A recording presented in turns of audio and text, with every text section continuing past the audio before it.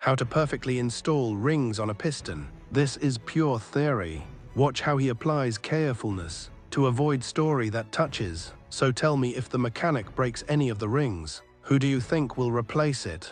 The owner of the equipment he's working on, or the mechanic himself? Please drop your comments as if you are the owner of the equipment. I can't wait to read your comments. Please, if you are just coming across to my page for the first time, click the follow button. Thank you. And here comes the final installation.